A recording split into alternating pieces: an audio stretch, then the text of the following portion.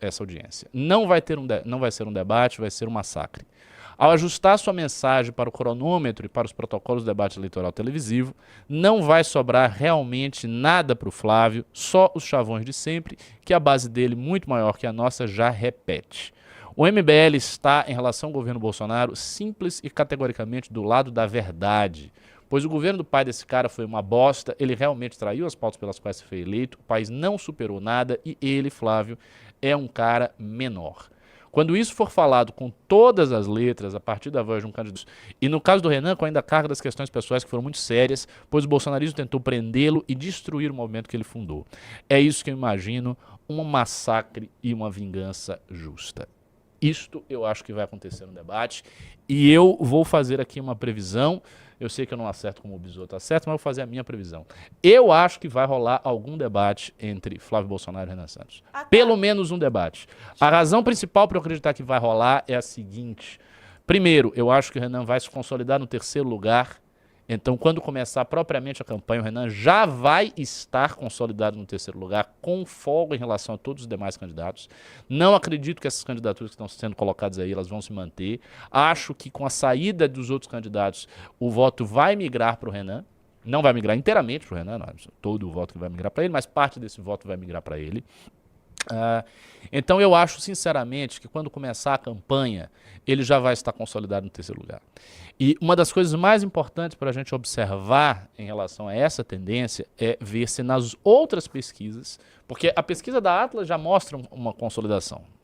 Na pesquisa da Atlas ele já está consolidado. Ele já aparece ali com 5.3, 5.4, em cenários até com 5.6, e os demais candidatos com 3, com 2, com 4, portanto já fazendo uma certa diferença em relação ao voto que ele tem, e ele cresceu nas pesquisas da Atlas, ou seja, ao longo dessas pesquisas ele tem crescido e não diminuído e não estagnado. O que nós temos que ver é se as outras pesquisas eleitorais vão acompanhar a mesma tendência e se ele vai aparecer, por exemplo, na pesquisa da BTG ou na pesquisa da Quest, em outras pesquisas, consolidado no terceiro lugar. Se ele aparecer consolidado no terceiro lugar, e eu acredito que isso vai ocorrer, fica muito difícil para a mídia brasileira tirar este cara de um debate. E vamos lá. Vocês assistem debate presidencial, vocês assistem debate eleitoral, né, de presidente, de governador e tal. Não tem um debate na primeira fase, antes do segundo turno, que seja um debate de duas pessoas. Isso não existe. Todos os debates presidenciais começam como debates amplos, porque a gente está falando de primeiro turno. Então são 4, 5, 6 candidatos ali dividindo palco. Se um candidato está firmemente consolidado no terceiro lugar, não tem nenhuma razão midiática para sumirem com esse candidato. E aí não adianta falar, mas a lei permite, porque se você está num partido que não tem tantos deputados, a lei... Não é uma questão de lei, é uma questão de razoabilidade. É uma questão de razoabilidade. A mídia não está do lado do Renan, a mídia não está do nosso lado. Mas a mídia, minha gente, a mídia tem uma certa, como é que eu vou dizer, um certo respeito pelo protocolo que ela própria cria em relação aos debates eleitorais. Então, vai ser muito estranho que somente dessa vez, na história da República, eles garfem um candidato que está em terceiro colocado em todas as pesquisas. Se o Renan permanecer como terceiro colocado somente na Atlas, consolidado, pode ser que se tente alguma coisa. Se ele aparece nas demais pesquisas todas, e na Atlas ele sobe mais um pouquinho, ele atinge, por exemplo, a casa dos 6%, ou dos 7%, quando começarem os debates presidenciais, fica muito difícil para a mídia, raciocinem comigo, fica muito difícil para a mídia simplesmente tirar o terceiro lugar. Se a mídia vai ter 5 candidatos, vai ter 5 candidatos, vai ter o primeiro, o segundo, o quarto e o sexto. E o quinto. O quarto, o quinto, o primeiro e o segundo. E o terceiro não. O terceiro ele desapareceu porque o partido e a lei... Assim, não vai rolar. A gente sabe que, candidatos de partidos ínfimos, que não têm representação nenhuma, que não tem deputado, tem nada. Esses candidatos já apareceram em debates presidenciais? E vocês sabem quais são os candidatos? Vários candidatos apareceram nisso. Quando o Novo não tinha deputado nenhum, não tinha nada. Era um partido pequeno aí. O Amoedo apareceu nos debates. As pessoas vão aparecer. Veja, Os candidatos em algum debate, todos eles vão estar os principais. E vai ser inevitável que esteja Flávio ou Lula. A não ser que a gente veja uma estratégia bizarra, que é Flávio e Bolsonaro faltarem todos os debates do primeiro turno, sem exceção, incluindo o da Globo. O que é ótimo. O que é ótimo. Então, assim, se o Renan for o terceiro lugar e não tiver Flávio e Lula, ele é o primeiro no debate, não é isso? Ele é o terceiro, não tem o primeiro e o segundo. No debate ele é o primeiro, obviamente, por consequência lógica. Ele traz o debate para si. Se isso acontecer, se não aparecer Lula e Flávio, ele diz, o negócio é o seguinte, Lula e Flávio Bolsonaro são dois covardes, sabiam que eu ia estar aqui, que eu ia desmascarar a mentira desses dois canalhas, não vieram e por conta disso eu vou fazer aqui um discurso para você, cidadão brasileiro. E aí ele olha para a câmera e faz um discurso para o cidadão brasileiro como se estivesse num debate com Lula e Bolsonaro. E ele diz, olha, me desculpa, eu vou fazer a pergunta aqui pro meu candidato, sei lá, pro Zema, mas eu vou falar isso aqui porque é necessário, porque pela primeira vez dois candidatos presidenciais que estão na frente não entram pra lá. Você já cria uma situação de constrangimento público que na TV aberta vai rodar o Brasil inteiro. Porque já está falando de um público que não nos assiste, um público que não acompanha a internet, ok? Que está acompanhando política pela televisão e que vai ver um candidato que é o terceiro, portanto é o primeiro naquela situação de debate, dizer que os demais candidatos são covardes e fracos. E ele pode falar isso de cara. Então, meio que eu não acho que o Lula e o Flávio vão desaparecer. Sinceramente, eu acho que eles vão para o debate. E eu acho que haverá este momento de confronto. Ponto. Eu acho que haverá esse momento de confronto. Havendo esse momento de confronto, aí a questão é outra. É o que vai rolar nesse momento de confronto, né?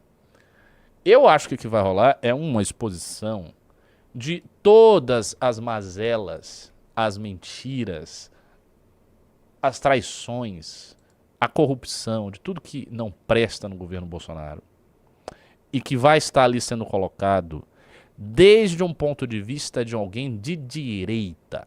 E veja, isso é uma novidade. Por que isso é uma novidade?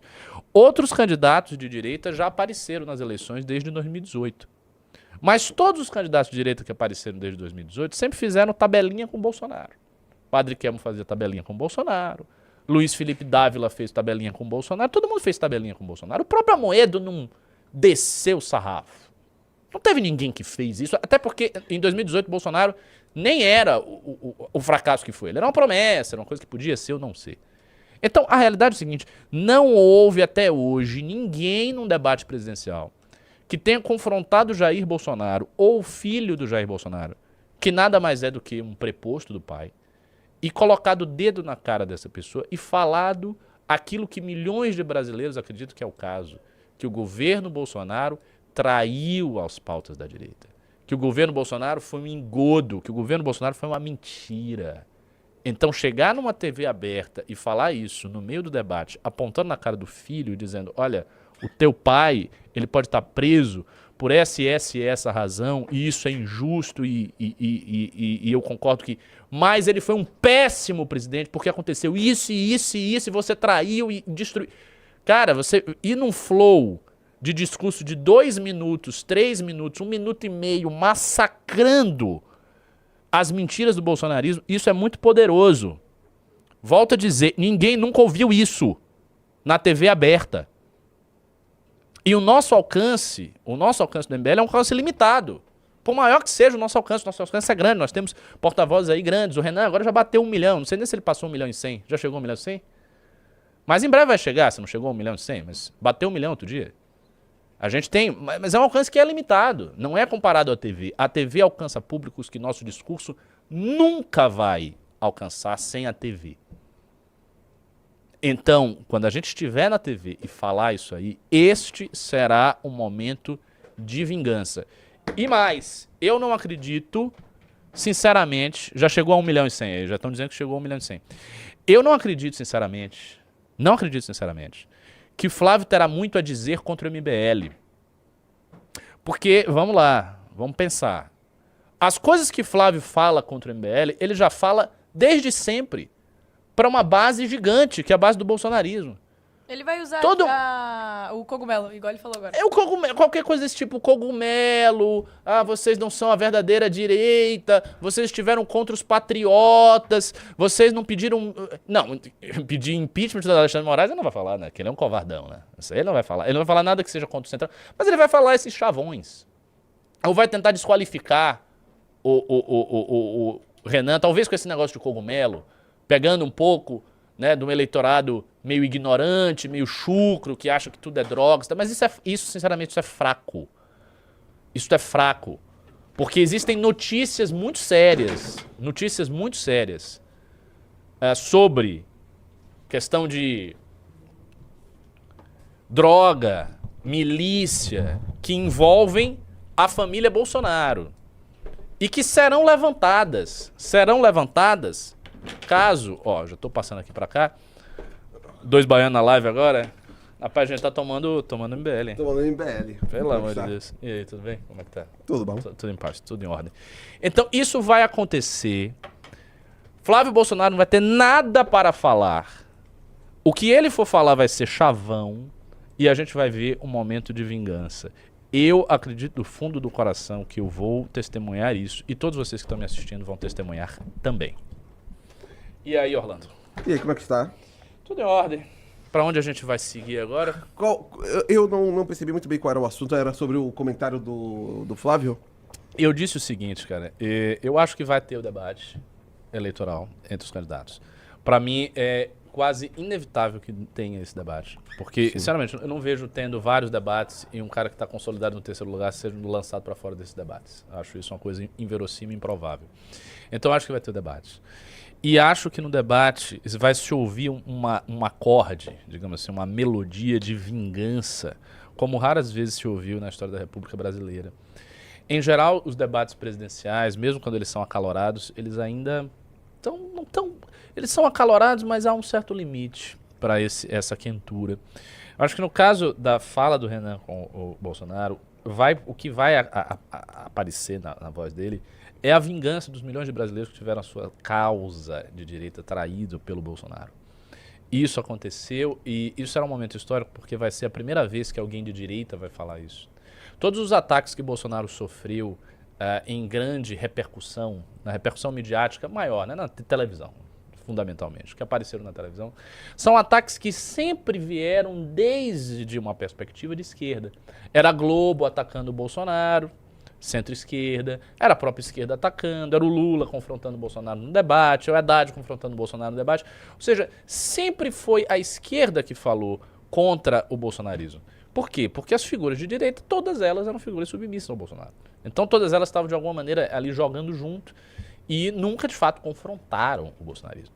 Quando acontecer esse confronto, isso será um momento assim de ruptura, porque eu tenho certeza que muita gente que vai estar assistindo esse debate vai concordar com o que o Renan vai colocar.